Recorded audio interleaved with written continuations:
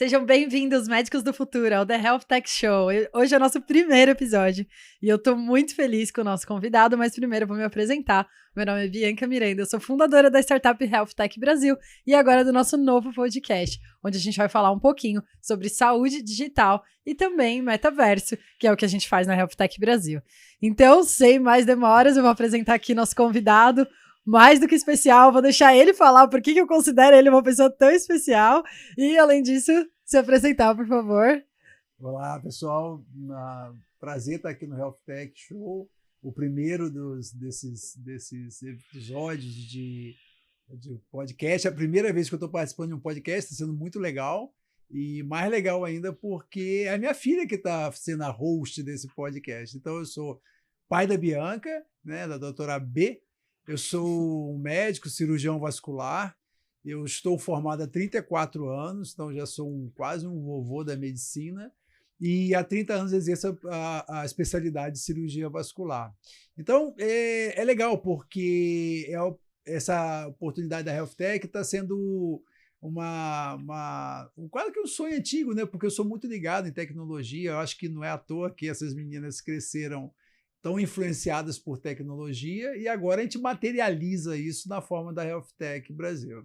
Não, legal. E aí eu não falei seu nome, você não falou seu nome em momento algum.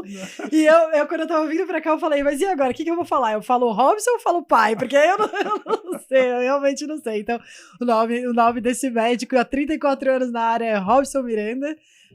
E eu tô muito feliz de te receber aqui, pai. É um prazer mesmo. E de verdade, assim, é engraçado o que você falou, né? Porque eu vejo que a gente realmente cresceu muito próximo da tecnologia e claro que teve muita influência sua, né? E hoje, eu nasci em 1994, então já fica a dica aí, ó. Quem quer saber a minha idade, já salva esse vídeo que a gente não fala muito, né? E hoje eu tô falando aqui o primeiro dia para aumentar a audiência. Então, 94 é aquela transição de geração entre os millennials e a geração Z. E eu vejo que, principalmente durante a faculdade, que era uma faixa etária parecida com a minha, na mesma turma, só que ao mesmo tempo tinham outras gerações também, porque sempre tem alguém mais velho, alguém mais novo, tudo mais. Eu comecei a perceber que eu era muito mais parecida com a geração Z do que com os millennials. E aí, quando eu comecei a ligar os pontos, que eu percebi por quê. Né? Porque, na verdade, eu já cresci com a tecnologia. A gente tinha aquele tecladinho do Conf, né? E eu digo, hoje eu falo, né? Agora que eu tô trabalhando em tecnologia, eu falo, eu fui alfabetizada no teclado. É legal, porque esse teclado aí, eu me lembro que eu fui num congresso, e esse congresso foi em Curitiba, e ali o Curitiba é o berço da Positivo, né? E a Positivo, no começo, elas fazia muita tecnologia embarcada com atividades educativas. E eu encontrei esse teclado Conf. Então, era um teclado que ele vinha todo desenhado, bonitinho, para criança mesmo. Era de bebê, não tinha letra, nada. Era bem para... Acho que você tinha uns 3 anos de idade, sei lá. Tinha uns desenhinhos e um telefoninho. E um telefoninho. E a gente ligava, não tinha porta USB no computador naquela época. A gente ligava na porta, não sei se era VGA, uma daquelas portas que a gente tinha lá. E aí você cresceu com isso aí. Depois a Júlia veio, também cresceu. Então, assim, houve uma certa alfabetização digital ali, né? Total. E realmente, você está nessa fase de transição dos milênios para a geração Z, mas a sua característica é mais de geração Z mesmo, né? Porque por conta de tudo isso. Hoje é mais tranquilo das pessoas entenderem, porque grande parte das pessoas que vão ouvir esse podcast já são educadas digitalmente. Mas naquela época era muito interessante, porque, só para citar um exemplo, a Bianca nasceu em 94. A internet comercial no Brasil, ela começou em 94. Exato. E eu me lembro que, quando eu vi falar internet, eu fiquei pirado, porque até então, o que a gente tinha? BBS. Uhum. BBS era o jeito que a gente acessava uma rede, e que era tudo baseado em texto, eram grupos bem legais, mas era tudo textão. Como se fosse direto no prompt ou não? Você já entrava... direto no prompt. Uhum. Você tinha... Eu não sei, hoje não tem nem paralelo para isso. Talvez o paralelo mais próximo era o IRC, né? o RChat lá. Mas não era tudo tela preta, DOS, né? Você tinha que fazer aqueles comandos em DOS para entrar ali, discar no telefone. Aí você entrava em diversas BBS. Era quase uma forma de você mandar um torpedo, então. Só que já usando Em tempo real, que é o que faz a diferença. Então, é. legal, porque aí você fala, então, do começo da internet, lá nos anos 90. Que nem era internet ainda. Que nem era internet ainda, que tinha esse precursor, e agora a gente tá num momento muito similar. Que a gente tá falando de metaverso, que ainda não é um metaverso. Exato. Né? Então, agora, daqui a pouco a gente vai entrar nesse assunto, mas eu acho que vale a pena a gente começar do começo mesmo, né? Então, desde lá do comecinho, onde a gente se conheceu pela primeira vez, nos anos 90, e ao mesmo tempo que a gente se conheceu, a gente também conheceu a internet, teve o primeiro contato, né? Então, foi uma época que tinha muita mudança, e agora a gente tá de novo vivendo isso. Então, é muito legal estar com você aqui. Eu quero até aproveitar a sua desenvoltura, você já é professor, você já fala no YouTube, né? Você já tem seu canal, quem quiser segue aí, Robson Miranda, depois você deixa suas redes. Mas eu vou aproveitar, vou te deixar de co-host então. Ah, beleza, tamo aí. Eu gosto disso aí. Eu gosto de me comunicar. Você gosta de falar, você fala bem, você já tem sua audiência e você também é co-founder da Health Tech Brasil. Sim. Certo? Então a gente vai falar um pouquinho disso também, de como começou a Health Tech Brasil. Mas, antes de tudo, eu acho que a gente tem que aproveitar um pouco, então, essa questão das gerações. Você falou que as gerações que estão ouvindo provavelmente são mais novas, mas eu não sei. Eu acho que isso é uma coisa que a gente vai ter que medir, porque hoje, nas nossas redes sociais da Health Tech Brasil, a geração que usa mais é ali entre 30 e 40 anos, que mais é a nossa audiência. E, na prática, a gente vive num mundo que tem 5 gerações convivendo. Sim. Desde os baby boomers até a geração A. Então, na verdade, assim, é muito difícil hoje em dia um programa de comunicação, seja ele qual for, conseguir saber exatamente quem vai ser seu público, porque tem muitas gerações, né, mesmo, né? Jeitos de ver o mundo diferente, né? E aí eu acho que é legal trazer a gente já esse olhar para a medicina, porque o mesmo acontece também na medicina. Sim. A geração A ainda não entrou na faculdade, mas da geração Z para cima já tá todo mundo convivendo ali nesse espaço científico, né? Exato.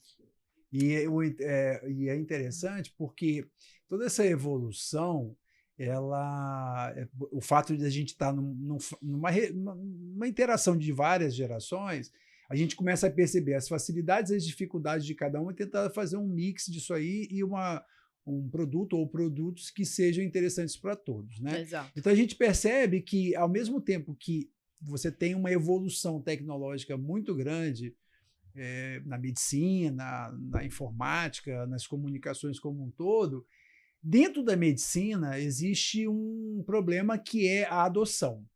E a adoção da medicina, ela depende, por quê? O jovem, ele é muito entusiasta, mas não tem experiência. Exato. O experiente, ele tem a experiência, mas não tem muitas vezes o ânimo de mudar. Né? Isso é um problema. E aquele pessoal que está no meio, ele sofre pressão dos dois lados. Exato. Então, um exemplo bem claro disso que eu vivenciei muito, porque estando na medicina há 34 anos, eu vivenciei desde a época que a gente fazia prescrição tudo no papel. Exato, nesse ponto que eu quero chegar. Até o ponto que a gente faz hoje, tudo na frente de um computador. A gente costuma falar que a gente perde mais tempo na frente do computador do que operando o doente. Isso por também serviços burocráticos, né? Que aí a gente vê, o Medscape liberou, não faz nem um ano, 2 anos no máximo, que agora depois da pandemia a gente perdeu um pouco o referencial de tempo. Eu não sei vocês, mas eu perdi. Né? A referência hoje é a pandemia. Não, exato. E aí, enfim, liberou um pouquinho antes da pandemia, até eu acho, esse estudo falando que o que mais causa burnout nos médicos é justamente essa parte de papelada, administrativo e tudo mais, que teoricamente não é, assim, é complicado falar isso, mas não deveria talvez ser nosso trabalho, porém, quem que vai fazer por nós? Se não nós, quem será, né? E aí eu acho que é isso que vai entrar, então, como você mencionou lá do prontuário de papel, vale a pena a gente falar aqui no The Health Tech Show uma coisa que eu sempre falo nas minhas aulas de saúde digital, sobre a evolução da medicina, né? Então a gente chama de saúde 1.0, 2.0, 3.0 e 4.0. Eu vou passar por elas, que aí a gente vai conversando. Então, saúde 1.0 é exatamente isso que você falou. Era aquela medicina tradicional, sinais e sintomas, anamnese, história, hipótese diagnóstica. E, cara, o tratamento você vai fazer o que você sabe que você tem na mão ali na hora. Você não acessa um computador, não usa medicina baseada em evidências, nada. É médico e paciente, saúde 1.0. Isso é bem a medicina raiz mesmo. Né? Então, é aquela medicina que você... Isso eu peguei parte disso. A gente estava vindo aqui, a gente estava discutindo sobre laparoscopia, por exemplo. Eu sou de uma época pré-laparoscopia. Então, eu não aprendi na minha residência médica a operar com laparoscopia. Eu não sei operar laparoscopia. Já hoje eu vejo os meus residentes, todos eles saindo fazendo laparoscopia. Exato. Então, e aí aquele momento que às vezes o médico mais novo, entre aspas, pode estar mais preparado para algumas coisas do que o... Muito mais. E eu, na minha equipe, eu faço muita questão de ter gente muito mais jovem, porque há tecnologias que eu não vivenciei. Então, por exemplo, alguns catéteres eu não vivenciei. Então, é bom ter esse pessoal mais novo para poder ensinar. Para gente que é mais velho, não teve oportunidade de estar quando essas coisas surgiram.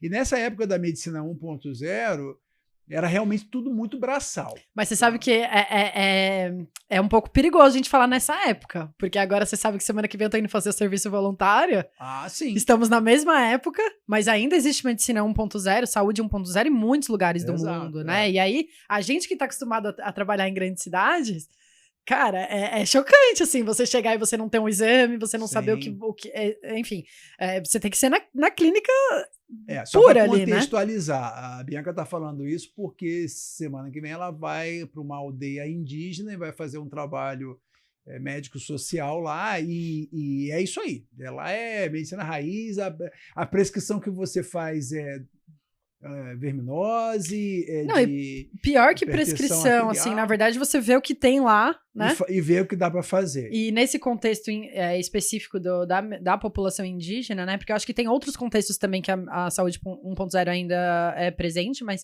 nesse contexto da saúde indígena, uma coisa que eu fiz ano passado que eu quero fazer de novo, tô super ansiosa por voltar lá, na verdade, entender um pouco mais da medicina tradicional deles. Porque o que aconteceu era, às vezes, eu chegava com um paciente diabético que não estava tomando antidiabético, mas estava tomando chá de caroço de não sei o quê. E quando vem o resultado do exame que vai para a cidade, tudo bem, é um exame de 1 ano atrasado, mas às vezes está controlado, né? Então, assim, é uma questão que fica pra gente pensar um pouco também, né? Dessa medicina tradicional, querendo ou não. A gente se desenvolveu quantos milhares de anos sem internet, né? E enfim, nos desenvolvemos para estarmos aqui agora. Então, essa medicina 1.0, ela tem muito valor também, mas pra gente que tá acostumado já com a medicina 4, que eu vou chegar daqui a pouco, é um pouco chocante, né? Parece que falta alguma coisa, entre aspas, né? Cada vez que você vai fazendo esses upgrades aí nesses pontos X aí da medicina, você vai incorporando melhorias para aquela versão anterior, né? Exato. Então, em relação agora, passamos da medicina 1.0, vamos para a medicina 2.0. O que é a 2.0? Eu não sei muito não bem. Não tem exatamente, né? Então, é por isso que eu falo, né? As pessoas... né? Então... Não, as pessoas me perguntam, qual que é a sua especialidade? Aí eu fico, ai meu Deus, eu tenho especialidade, né? Porque saúde digital oficialmente ainda não é. Não é. Mas a gente está realmente caminhando para isso. A Sociedade Brasileira de Informática em Saúde está bastante organizada já nesse sentido. Alguns médicos mais velhos com mais experiência de outras especialidades que estão por dentro da saúde digital, estão tomando a frente aqui no Brasil para fazer isso acontecer. Então, eu imagino que quem está vendo esse vídeo daqui a uns 2, 3 anos, talvez eu já possa falar que eu sou especializada em saúde digital, mas hoje ainda isso não é uma realidade, né? A gente ainda está criando esse espaço.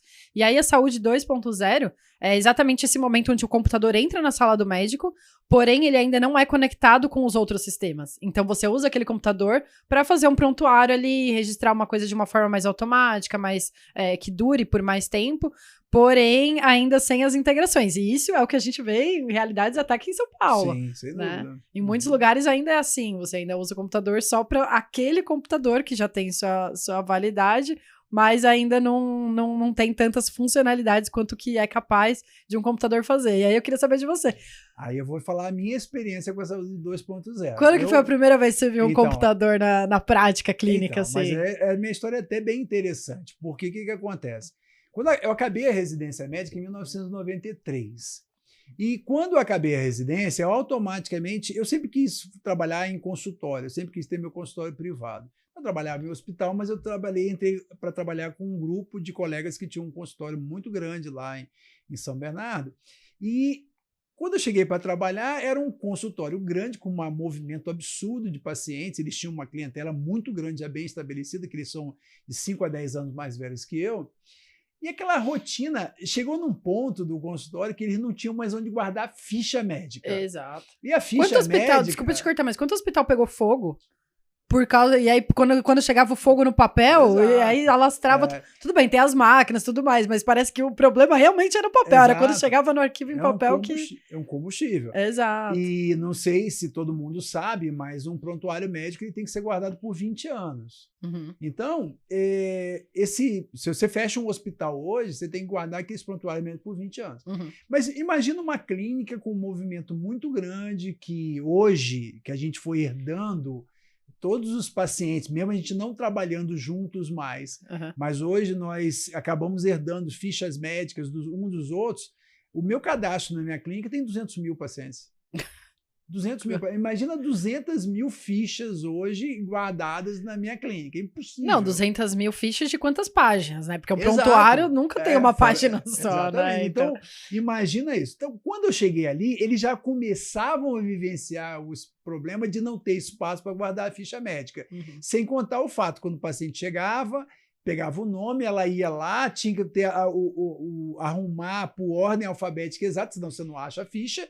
Então, isso era um problemão, né? Uhum. Aí, eu olhando aquilo, eu falei, não, tem como melhorar isso aí. Foi quando começaram a aparecer os primeiros sistemas de gestão de clínica. Uhum. Então, em 1996, nem era regulamentado ainda, eu convenci os meus colegas de a gente estabelecer um prontuário eletrônico. Uhum. Apesar de que, naquela época, pelo fato de não ser ainda regulamentado pelo CFM, pelo Conselho Federal de Medicina, a gente ainda guardava, meio que imprimia as fichas também. E por muito tempo foi assim. E por muito tempo foi assim. Só que o negócio foi tão light que a gente meio que burlou um pouco a regra. A gente começou a fazer, com todos os sistemas de backup, coisa e tal, a gente começou a usá-lo depois de um ano. Mesmo o CFM não aceitando, a gente só tinha o cuidado assim, caso houvesse qualquer litígio, qualquer problema, o paciente tivesse que ser encaminhado para outro colega, a gente imprimia a ficha e dava para o paciente. Sim.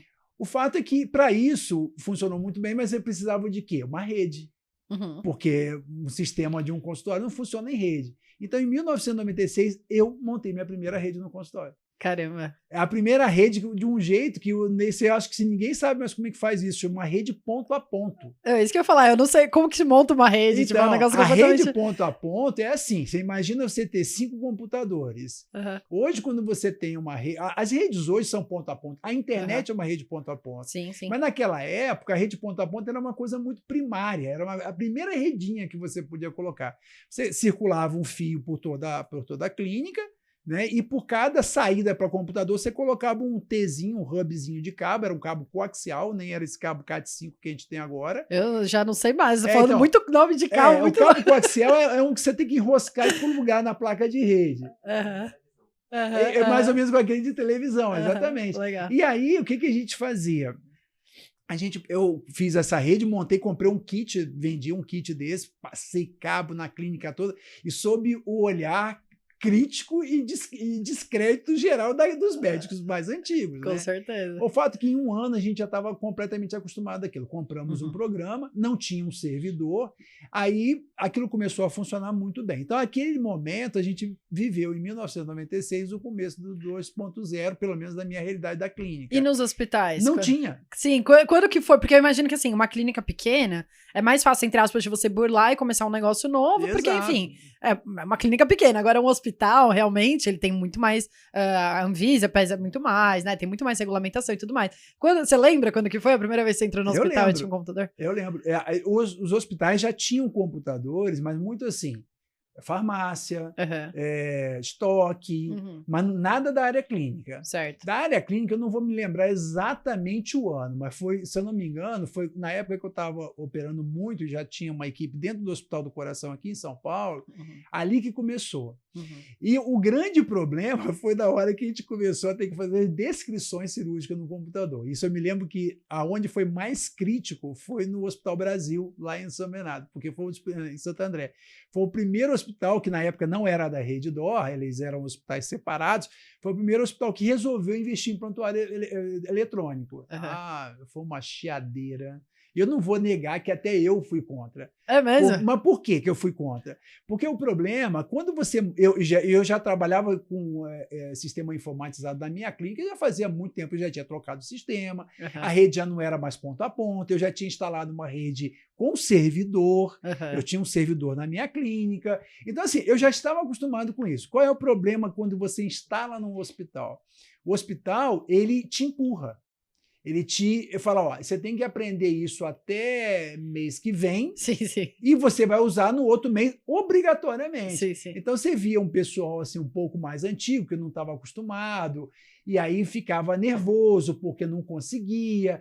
Os softwares ainda são muito ruins. Cara, você sabe que é engraçado que isso me chamou a atenção na sua fala, porque quando eu tava naquela época que a gente escolhe o que a gente vai fazer na vida, né? Sei lá, 12, 13, 14 anos. Eu gostava muito de computador. Não sei se você lembra, até fazer meus blogzinhos em HTML, eu colocava os frufruzinhos, tudo mais, aí beleza. Aí, cara, o que me fez ter certeza que eu não queria trabalhar com computação na época, mesmo eu gostando muito, minha aula favorita era informática e tudo mais. Eu ficava muito nervosa, travava muito os computadores naquela época. E eu falava, eu não quero trabalhar com isso porque vai ficar travando, eu vou ficar estressado. E no fim não deu outra, né? Agora eu tô aqui ainda, hoje eu acho que eu já tenho um pouco mais de inteligência emocional quando trava, eu vou beber uma água, eu vou fazer outra coisa. Mas essa história de travar, realmente, a gente caminhou muito nesse sentido, porque, nossa... E os sistemas eram sistemas, até porque para eles terem que ter muita redundância, os sistemas hospitalares né, são muito ruins. O sistema que eu tenho hoje no hospital, que eu mais trabalho com o hospital público, ontem eu fiz, para fazer um laudo de um exame, eu clico em 15 passos para fazer um laudo.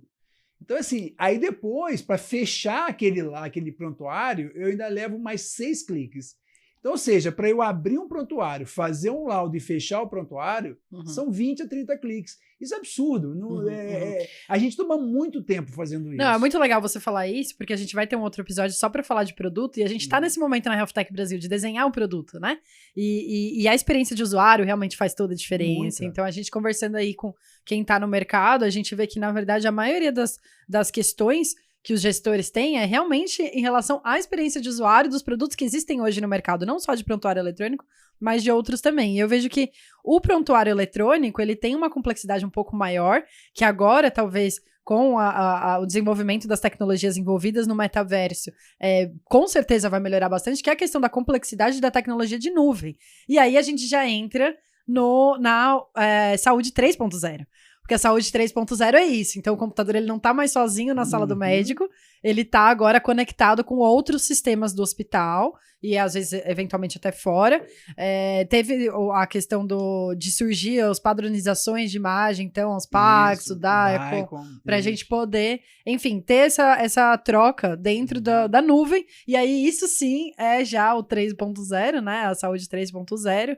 E a complexidade, então, das novas tecnologias, né? E a minha experiência com a saúde 3.0 foi na minha própria clínica.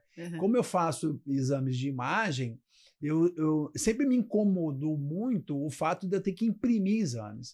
Isso é terrível, é terrível. Você olha aquilo e fala, nossa, isso aqui é muito século XX. Você imprimir uma imagem, né? E aí eu... Isso que ainda vem impresso. O pior é quando vem na chapa, assim.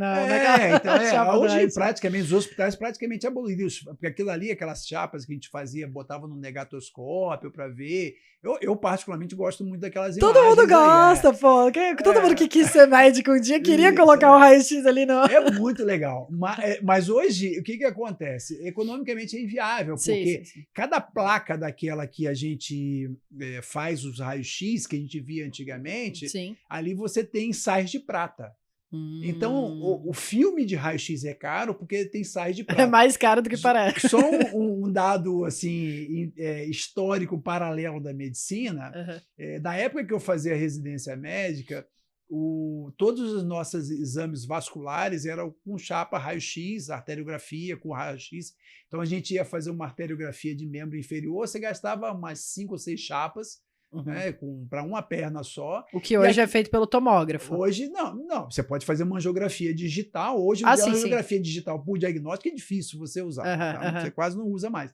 Mas você faz aquilo fica guardado no PACS lá. Você fica imagem sim. Então, só para ilustrar essa história de como é complexo isso e como a medicina melhorou nesse aspecto, mas tem que melhorar em outros. Então, aquela chapa que a gente fazia, a gente tinha um armário lá no servidor, que era a sala onde a gente discutia os casos, e ali ficavam todas as chapas de todos os pacientes. Aí a gente começou a vivenciar o mesmo problema. Não tem mais lugar para colocar a chapa. Então a gente olhava lá que tinha mais de 20 anos, a gente estava embora. Um dia teve um assalto no hospital. Eita. E sabe o que eles levaram? Chapa de raio-x. Sabe por quê? Tinha prata. Porque tinha prata. Lógico, pô. Então, a pessoa pega aquele raio-x, todo mundo já deve ter feito isso no passado, pegar o raio-x, pega aquela chapa do raio-x, coloca na água sanitária, e é quando você coloca aquela chapa do raio-x na água sanitária, a prata sai. Mas veja, e fica uma tela azul. Você tá falando do filme ou da chapa que põe embaixo? Não, o filme. Do filme mesmo. O filme mesmo. Tem prata no filme. Tem prata no filme. Eu não sabia disso. Eu acabei de descobrir. O raio-x queima a prata que está no filme. Nossa, não sabia. Então, aquela imagem negativa que você vê branca é onde não foi queimado.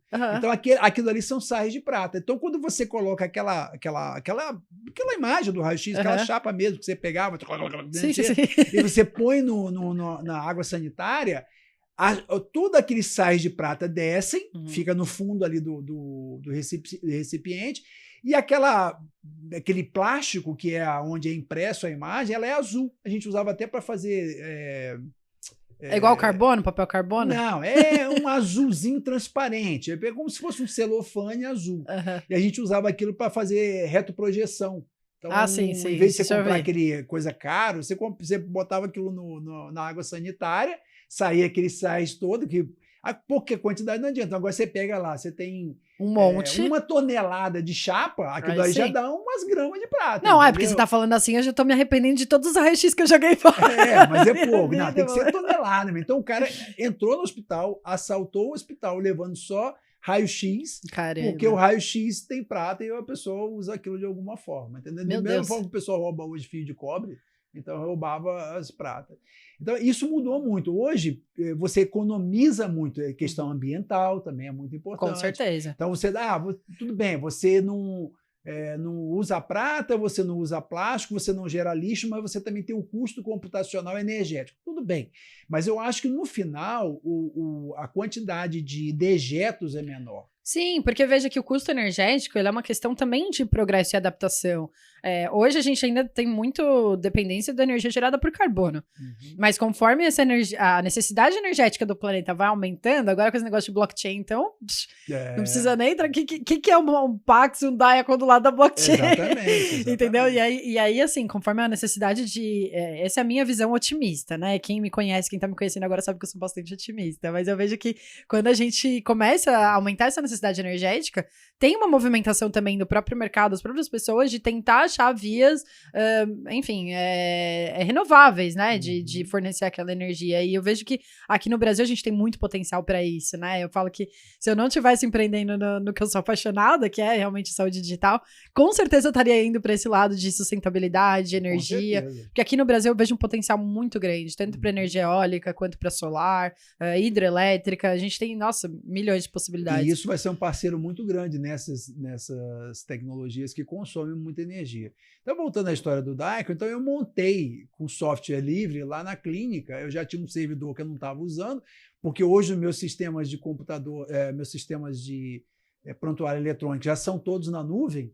Então, o que eu fiz? Aquele servidor que eu usava para poder ser o servidor dos arquivos lá do sistema que eu usava, eu transformei ele no servidor Diacon. Então, todas as minhas imagens que são geradas pelo aparelho de ultrassom, eles vão para um servidor Diacon. Legal. Eu não consegui implantar 100% ainda, porque nem todo mundo, eu não tenho paciência para treinar todo mundo. Mas eu posso, por exemplo, o paciente que é da minha clínica, não precisa mais imprimir foto se eu quiser. Você pode mandar direto para outra clínica, para outro hospital. Só que isso também gera um outro problema, que é a questão.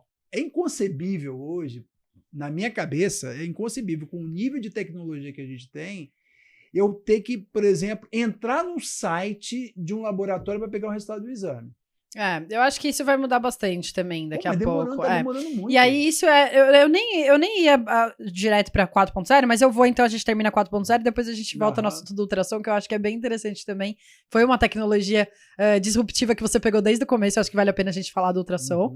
Mas na saúde 4.0, então, vem essa questão da automação, da experiência do usuário, né? E, enfim, e do tempo real. O tempo real a gente já tem um pouco na 3.0, mas ele fica muito mais forte quando a gente começa a usar computação em nuvem, 5G, enfim, e as tecnologias que estão envolvidas agora no 4.0, que são focadas justamente em automação. Então, na verdade, você deixar cada vez mais uma, entre aspas, inteligência artificial, ou de repente até um prontuário por blockchain, imagina. Se você tivesse um prontuário que não importa, né, em qual lugar que a pessoa tenha realizado aqueles exames, ou, enfim, aquela consulta, esteja tudo centralizado naquele ID daquela pessoa, né, ou que seja um token não fungível, aí vai cair todo mundo matando falar NFT. Já no primeiro episódio já vai estar polêmico demais, né, mas veja, seria então uma possibilidade do metaverso, das novas tecnologias 4.0, melhorarem essa experiência do usuário como um todo, né, desde o provedor até o paciente mesmo. Na verdade, quando você fala, a gente comenta sobre NFT, eu vejo de NFT ou tecnologias de blockchain na saúde, na minha concepção, eu vejo que o melhor exemplo de aplicação de NFT é prontuário médico. Sim, com certeza. Você teria o seu prontuário médico à disposição, você faria o que você achasse justo com ele e disponível também para outras pessoas, entendeu? Sim. Mas aí... Aqui no Brasil, a gente está fazendo a iniciativa da Rede Nacional de Dados em Saúde, que não usa blockchain, ela usa a linguagem lá HL7. A gente vai ter um episódio só para falar disso, de dados legal. Em saúde. Mas é uma ideia parecida com o que você está falando, só que não necessariamente usando blockchain. O que também é interessante, porque a blockchain tem um gasto energético, então você colocar um prontuário eletrônico com blockchain no SUS, pode ser... Hoje eu diria que é impraticável. Né? Talvez daqui a alguns anos seja possível, mas hoje tem alguns países na Europa que já usam blockchain para rastreio de prontuário. Mas são países com uma população que a gente tem em uma cidade, né? Então... Ou a tecnologia blockchain tem que mudar, ou ainda vai ser desenvolvida outra coisa mais nova. Tem a Holochain, né? A Holochain. Não conheço ainda. Blockchain, então já vou introduzir um novo assunto. Até daqui a pouco a gente tem que pegar a palavra do dia, né? Já estava esquecendo a palavra do dia, mas a Holochain é o seguinte, a blockchain, ela é então uma rede de blocos, e para você validar uma transação naqueles blocos, todos os blocos precisam ser validados. A Holochain não, a Holochain ela também tem uma rede similar à da blockchain, porém, para validar a transação, você só valida as em volta, ao redor. Então, isso economiza bastante energia, mas é uma tecnologia ainda muito incipiente, muito assim, talvez o pessoal lá do MIT já esteja trabalhando com isso, mas a gente aqui ainda está bem longe da realidade, né? E aí a questão do ultrassom que eu queria te perguntar. Mas antes disso, vamos chamar a palavra do dia então, solta aí, produção.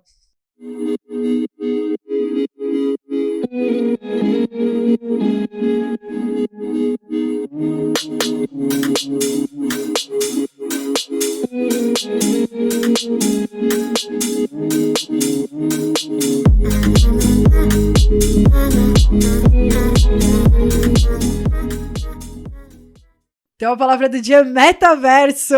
Meu Deus, não podia ser diferente, né? O primeiro episódio do dia.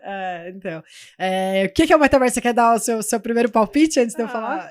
Eu tenho muita dificuldade de conceituar, né? Eu tenho essa dificuldade de conceituar. Eu sempre falo isso para os meus alunos.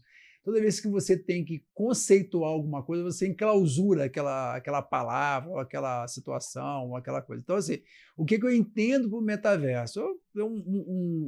Como se fosse um mundo paralelo ao seu mundo, em que você possa ter interações que hoje já existem, mas que são muito limitadas do ponto de vista de operacionalidade, assim, tipo interatividade. Né? Então, hoje eu posso fazer uma teleconferência por um software de teleconferência, eu estou ali vendo as pessoas no rosto, mas eu não tenho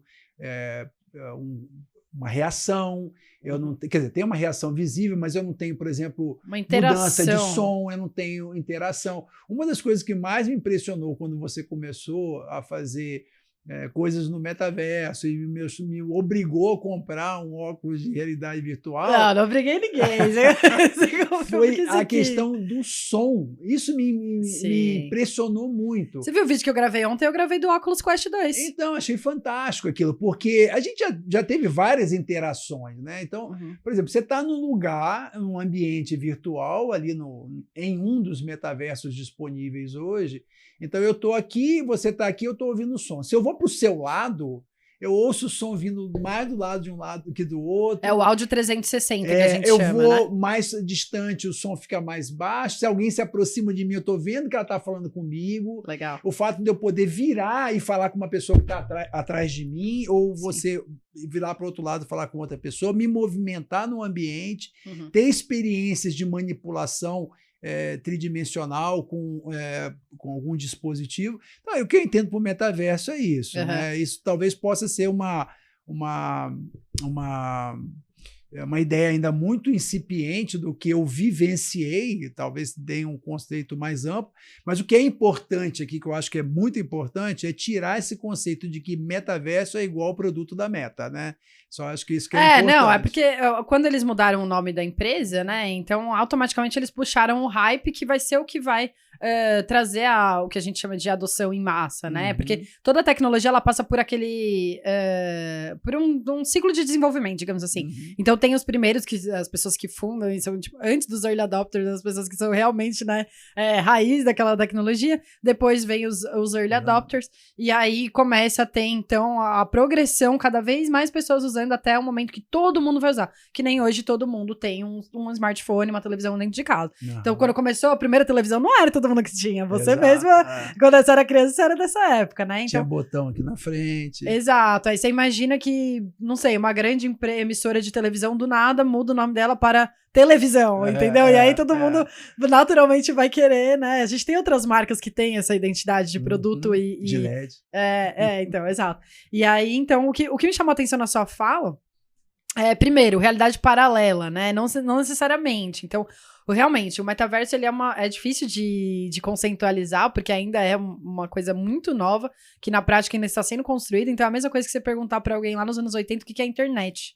É muito parecido. É que hoje, na verdade, a tecnologia, como ela se desenvolve muito mais rápido, provavelmente daqui a pouco todo mundo já vai estar entendendo, né? Mas eu vejo que o metaverso, o conceito que eu gosto de dar, e aí não existe especialista em metaverso, a gente tá todo mundo começando agora, e o conceito que eu gosto de dar é justamente, então, o uso dessas novas tecnologias de uma forma a potencializar a nossa realidade real.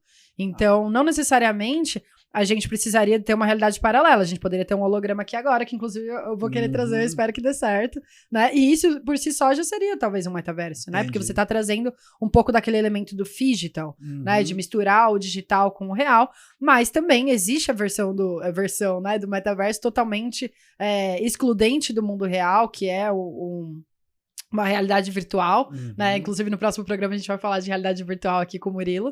E não necessariamente o metaverso e a realidade virtual é a mesma coisa. É verdade. Né? Então, na verdade, o metaverso a gente tem que dar um conceito um pouco mais amplo e saber que dentro dessas novas tecnologias que estão surgindo para poder habilitar a existência do metaverso, várias empresas, vários multiversos, entre aspas, vão existir, que nem já existem.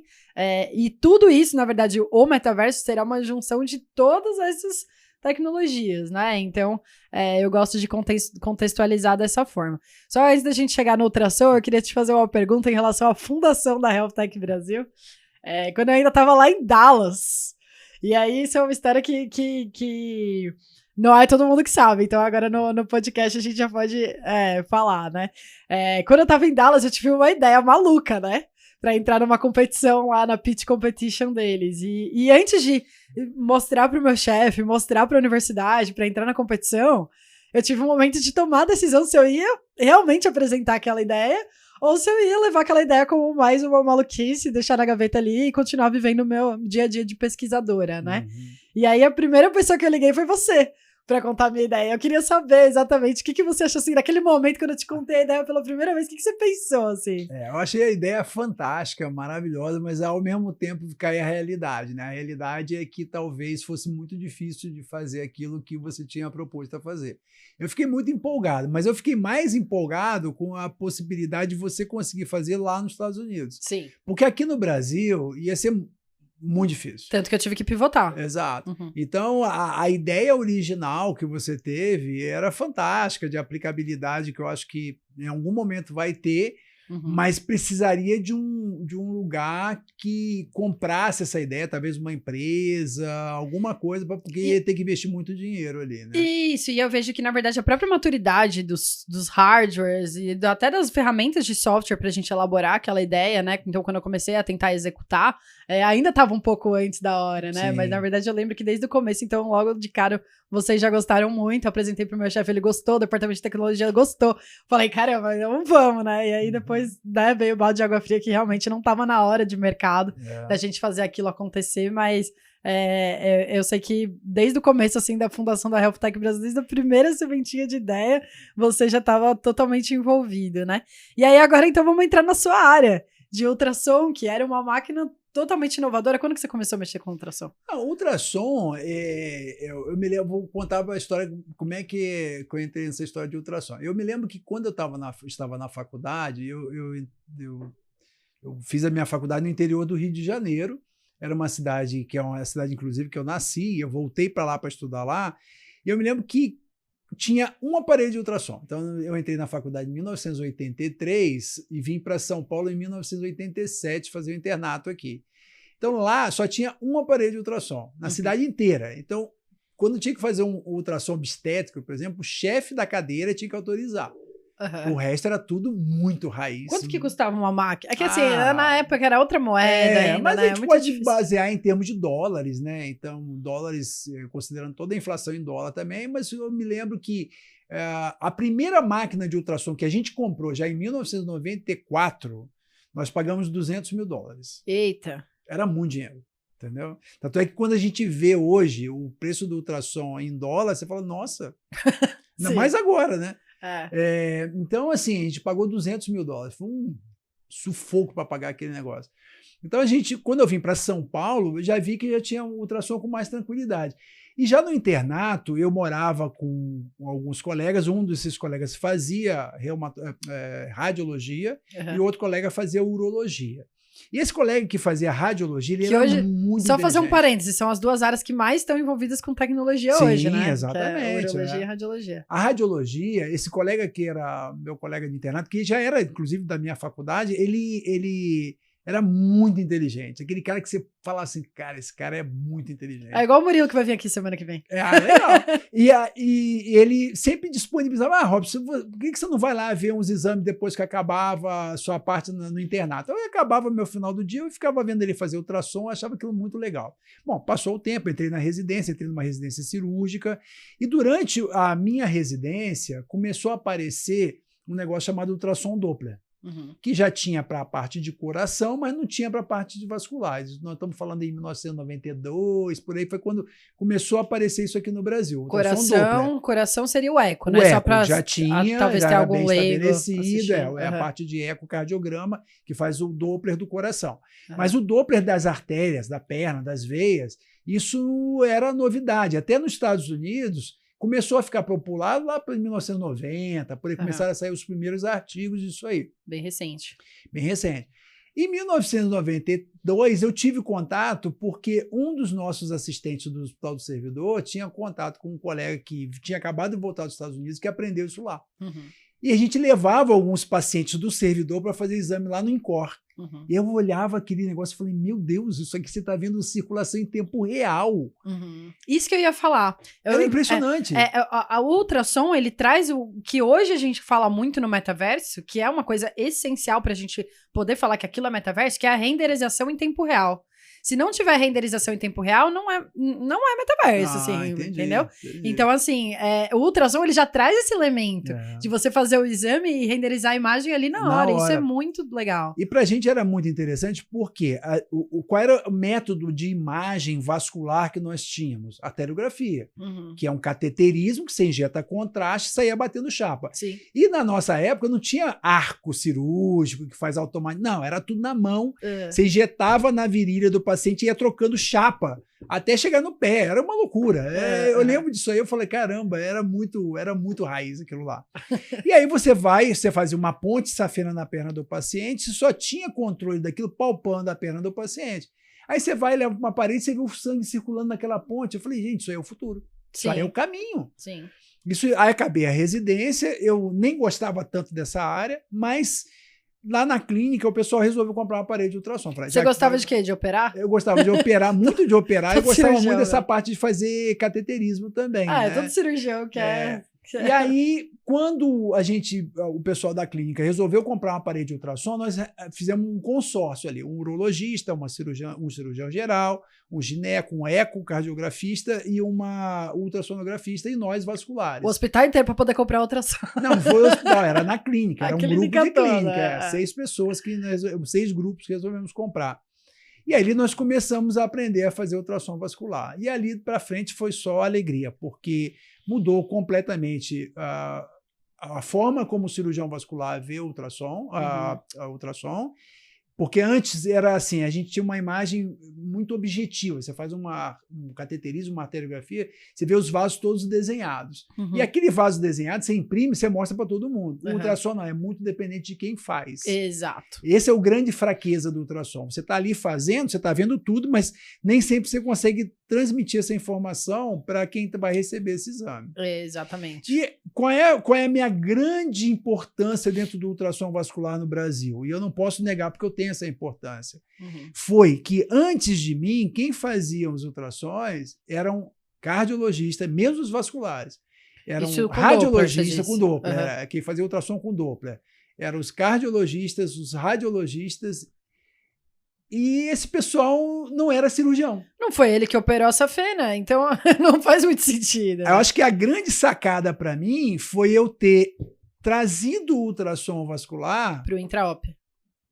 Para o conceito do cirurgião vascular. Certo, certo. Legal, e eu me lembro que uma vez a gente fez uma reunião que a gente estava decidindo uma questão de um congresso e um colega que não é vascular, ele é angiologista, então ele é um cara clínico, é um pioneiro, ele está uma geração acima de mim do ultrassom Doppler. Eu gosto muito dele, tem livro escrito, é fantástico. Mas o angiologista ele tem que se formar como um cirurgião vascular. Só que aí não depois ele se especializa. Ele faz o que ele Durante quiser. A residência ele opera, né? Não opera. Angiologista é como se fosse Imagina que você tem um clínico geral e um cirurgião geral. Mas como que entra nessa residência? Pela clínica? Pela cirurgia? Não, você entra pela clínica. Faz 1 ano de clínica e depois 2 anos de angiologia. Nossa, eu nem sabia. São poucos disso, lugares que têm essa especialidade. É mais no Rio, no Sul, em Minas. E então, assim, esse colega que era angiologista e se dedicava totalmente para ultrassom Doppler, ele falou para mim assim, mas Robson, você acha que cirurgião vai querer fazer Doppler? Eu falei, cara, vai. E ainda digo mais, todos os meus residentes já saem fazendo. Ainda mais porque hoje tem muito essa questão do procedimento guiado por ultrassom. Aí é a segunda parte. Né? Então, quando eu percebi que aquilo ali era fantástico para fazer diagnóstico vascular e fazer acompanhamento vascular, aí eu falei, gente, por que eu vou puncionar um vaso? Fazer cegas? Às cegas, se eu posso ver o vaso, posso ver a agulha. E isso já está bem estabelecido nos Estados Unidos. Sim. E a gente começou a fazer. Então, eu tenho certos procedimentos que eu me lembro que eu queria fazer lá no Hospital do Servidor e o meu chefe não deixava. Não, Robson, isso vai dar errado. Isso vai entupir a artéria. Eu falei, não vai. Aí, num daqueles momentos de emergência que você precisa fazer de qualquer vez, você faz e dá certo, aí o negócio vai que nem boiada. Né? E é legal que você falou, assim, de várias coisas, né? Na sua fala, eu vejo que várias coisas você que introduziu, desde lá do servidor na clínica, lá atrás, até, então, ultrassom, intra-op, em algum serviço que você estava. E outra coisa que também chama muita atenção, que às vezes, talvez até alguns médicos que estão escutando a gente aqui não conheçam, que é uma técnica que você usa que quase ninguém usa, que foi o que me abriu as portas para ir para os Estados Unidos, que é a questão do contraste no ultrassom também, né? Fala como é que funciona esse contraste de bolhas aí, porque é totalmente diferente do iodado que a gente está acostumado, né? Sim. E eu acho muito legal. O contraste é uma situação, é uma técnica muito bem estabelecida já na ultrassonografia, principalmente na ultrassonografia geral, né? Para ver nódulos de fígado, tireoide, coisa e tal. Mas em vascular, os americanos começaram a fazer muita avaliação de... quando a gente opera um aneurisma, que é uma dilatação da artéria, a gente coloca uns catéteres e coloca tudo por via catéter. E é muito importante que você tenha certeza que todo aquelas próteses que você colocou ali dentro não tem um vazamento, que não venha comprometer o resultado da cirurgia. Então, para você fazer acompanhamento desse vazamento, você precisaria da tomografia. Só que a tomografia é um método que ele precisa tomar raio-x, e não é pouco. Contraste iodado. E contraste iodado. E o contraste iodado, ele é um contraste que ele danifica o rim, principalmente nesses pacientes que são os pacientes vasculares. Que já fizeram o procedimento, já tem o rim... Já tem o rim bombardeado. Fora que o procedimento é contraste o tempo todo, né? Fora o procedimento que é contraste o tempo todo. Então, existem algumas indicações para fazer com contraste. Quando eu vi isso, eu falei, eu quero fazer isso. Então, a primeira coisa que eu fiz foi comprar um equipamento que tinha o software que se adaptasse a isso. E a gente começou a fazer. Então, assim, no Brasil, em termos de vascular, outros já fizeram, tinha um colega que já tinha feito até mestrado, doutorado nessa área, mas poucos conseguiram fazer na própria clínica e manter fazendo, né? De uma forma sustentável, né? Tá bom. Apagou a TV. Aqui. Então, outras pessoas já faziam contraste no Brasil. Tinha até uma colega, a Alessandra Foz, lá do Rio, ela tinha tese de doutorado dela com contraste. Legal. Mas o que acontece? Às vezes você, numa tese de doutorado, você consegue fazer, porque você consegue aquele pouco que tinha ali. Ela usou um contraste mais antigo e tal. Eu me inspirei muito na tese de doutorado dela para aprender a fazer, inclusive. Mas depois eu consegui me descolar disso. Eu já não dependia da estrutura de um hospital. Eu fazia isso na minha clínica. Eu faço isso na minha clínica. Então, eu compro o contraste, eu negocio o contraste. Então, trazer para um ambiente de clínica e ficar separado do hospital, talvez eu tenha sido um dos pioneiros nessa área mesmo. Legal. Aí é um exame que eu adoro, é fantástico, muito útil e é muito legal. Não, dá pra fazer muita coisa. E a questão que você falou também do fato do ultrassom ser operador dependente. E muitas vezes você faz o exame, você vê o que tá acontecendo ali. Mas quando você envia para um outro médico que não necessariamente é especialista e que vai só ler o laudo ou bater uma imagem, o olho na imagem ali rapidinho, não necessariamente vê a mesma coisa que você, da mesma forma, existe hoje a possibilidade também de uma tele-interconsulta. Perfeito, né? Então, nos próprios aparelhos de ultrassom já existe a possibilidade de um médico que esteja em outro lugar abrir uma telinha ali, aparecer o Dr. Robson e ir falando exatamente o que você está vendo naquele exame em tempo real. Inclusive, eu estou testando um equipamento hoje que, por eu ter essa desenvoltura nessa área de Doppler vascular, eu acabo sendo visado por algumas empresas que querem testar o produto, coisa e tal. Novas máquinas, né? E eu estou com uma máquina agora que faz justamente isso. Ela é uma máquina portátil e que você pode fazer uma teleconferência e transmitir o exame todo e você ali, mesmo que não seja na própria telinha do próprio aparelho, mas aí você pode fazer um software de videoconferência também. Então, você pode fazer uma consultoria à distância, né? Mas tudo isso você precisa o quê? A pessoa que está lá na outra ponta precisa entender um pouquinho disso. A tecnologia ainda tem esse problema. A questão a gente falou, então, saúde 1, 2, 3, 4. Isso daí já é 4, né? Tempo real, você fazendo uma tela interconsulta, enfim. Então, acho que tem um tempo aí para o pessoal também se acostumar, não só os médicos, mas todo mundo, né? Se acostumar com essa nova realidade. Mas você vê que FaceTime já era uma coisa que a gente usava. E depois da pandemia virou, tipo, às vezes até melhor você conversar com uma pessoa com FaceTime do que pessoalmente, porque todo mundo já se acostumou com essa tecnologia, né? Mas a gente tá caminhando pro fim e eu queria aproveitar para perguntar, na verdade, a sua visão. Então, você falou de tudo que você passou desde o começo, quando não tinha nem computador na sala do médico, até agora que já tá usando ultrassom com contraste, interconsulta em tempo real. O que você vê, assim, de futuro para a medicina com a tecnologia, né?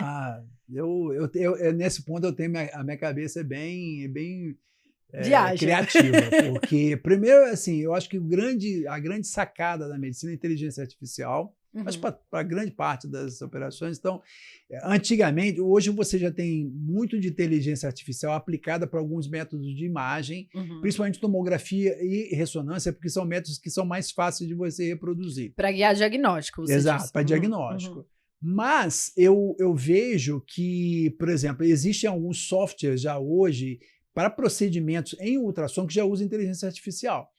Então, para guiar uma agulha. Então, eu vejo que, assim, a minha opinião sobre inteligência artificial, eu vejo que a gente usar os robôs para fazer algumas tarefas que são mais, entre aspas, automáticas, como guiar um procedimento, ou, de repente, até puxar uma história e tirar insights daquela história, talvez seja mais benéfico, melhor um pouquinho, do que a gente já partir logo de cara para o diagnóstico. Porque talvez. Você veja que, assim, diagnóstico, querendo ou não, tudo bem. Sei lá, acho que 85%, 90% vai cair naquele padrão. Mas quando sair do padrão, Você vai precisar... E é o momento que a máquina, ela tenta encaixar em alguma coisa que ela já sabe. Esse é o então, problema. eu acho que o diagnóstico é uma área que a gente vai ter que pisar com mais cuidado. Em compensação, eu concordo com você. Eu vejo que a inteligência artificial realmente vai revolucionar todas as indústrias, não só a médica.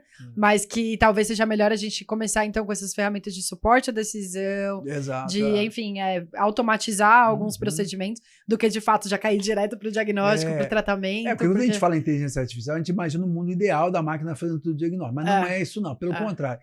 Quando as pessoas falam assim, mas isso aí vai roubar emprego, não, na verdade eu acho que só vai filtrar os melhores, porque é bem o que você comentou, se você tem um padrão, se você pega lá imagens de tomografia de hérnia de disco, por exemplo, o padrão é muito parecido. Só que vai ter um dia que não vai ser uma hérnia de disco, vai ser um tumor. Exatamente. E o aparelho, a máquina vai tentar encaixar num padrão. Exatamente. Raramente ela vai dizer, não, eu não sei o que é. Tá fora do padrão. Exato. Então, essa hora é que o especialista vai entrar. Então, o especialista vai aprender com o que é padrão, ele vai saber o que é padrão, mas ele vai ter que diferenciar o que não é padrão. E aí é a hora que a gente, na verdade, vai usar, enfim, fazer o melhor uso do nosso raciocínio clínico, né? Exatamente. Porque você vê que, na verdade, assim, o arroz com feijão...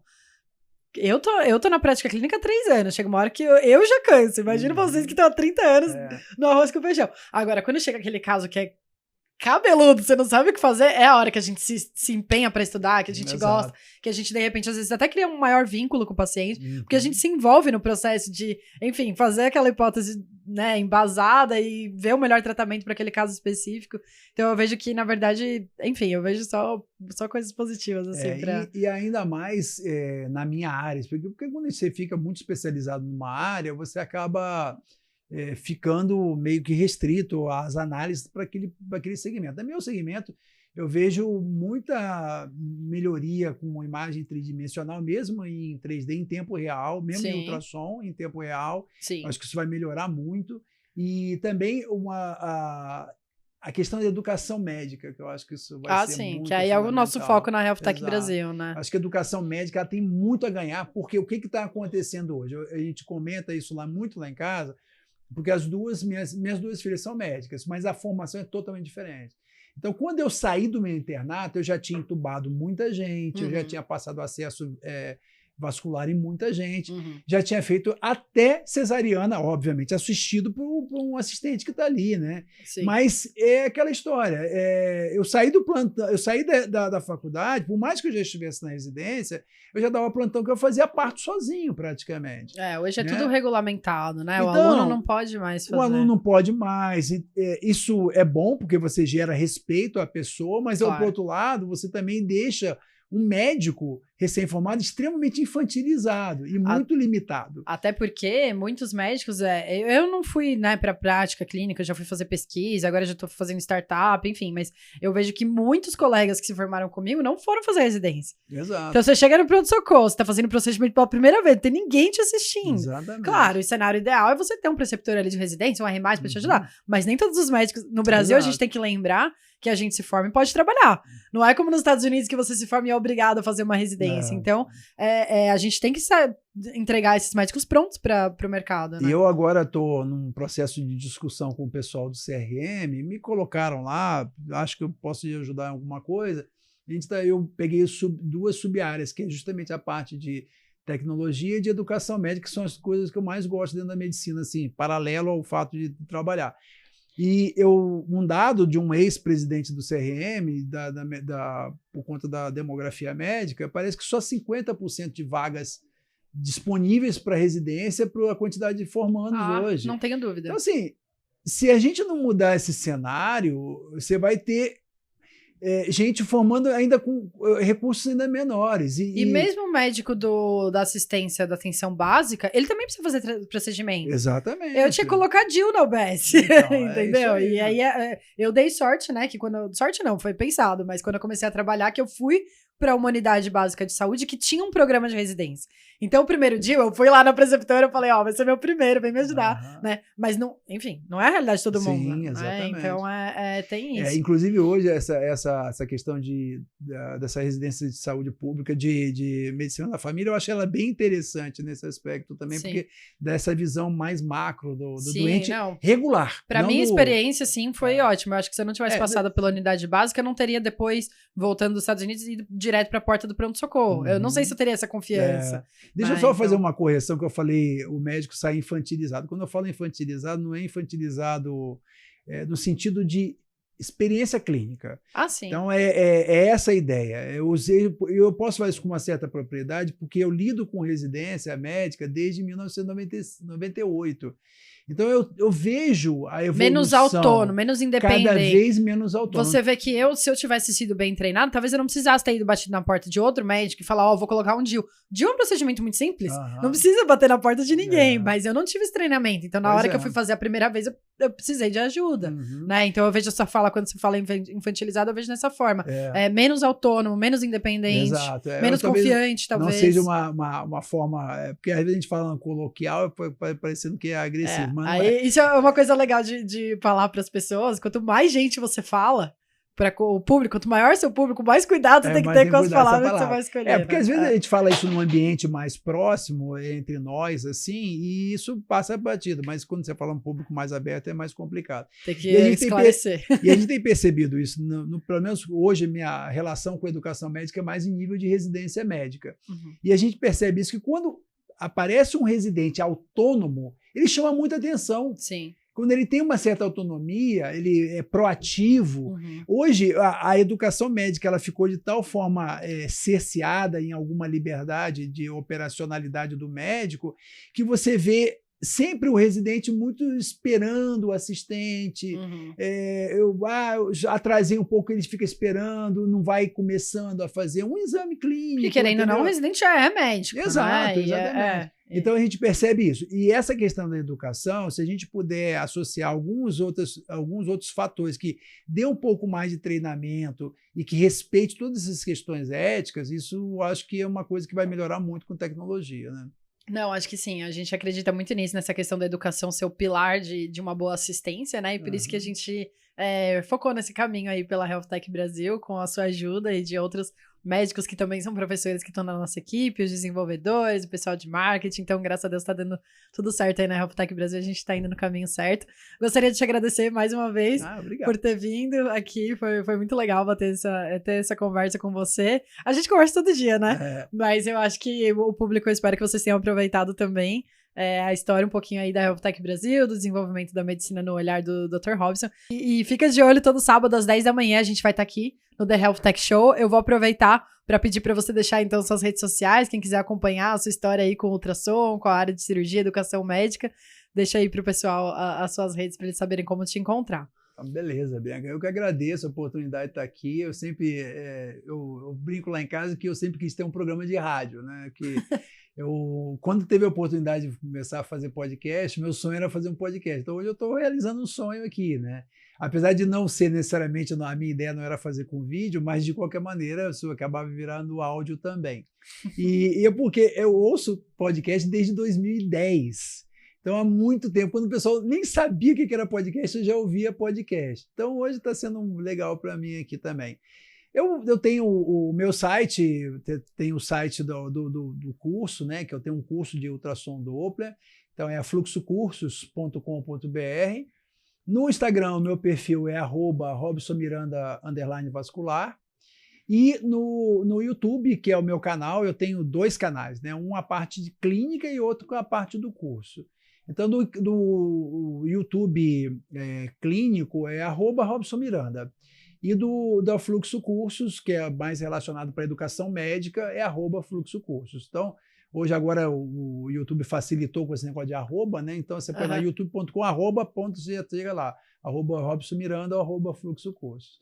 Então, é isso aí. Legal. Até a próxima oportunidade aqui. Boa, vai ser logo. Você, então, quem quiser seguir a clínica, ou seja, leigos que não são da área médica ou não são da área de cirurgia, vai seguir o Robson Miranda. Exato. Ou a Fluxo Clínica no Instagram. Isso. Quem é médico, cirurgião, radiologista, quer aprender ultrassom, vai seguir a Fluxo Curso. É isso? E quem gosta de tecnologia e saúde digital, vai seguir a Health Tech Brasil. É isso Dr. Robson também é co-founder junto com a gente. E é @healthtech.br. Eu espero que você já esteja inscrito no nosso perfil aqui no Instagram e no YouTube. Esse daqui vai estar no YouTube. Se inscreve aqui no YouTube, liga o sininho e deixa o like, compartilha com seus amigos. Muito obrigada, pessoal. Até a próxima.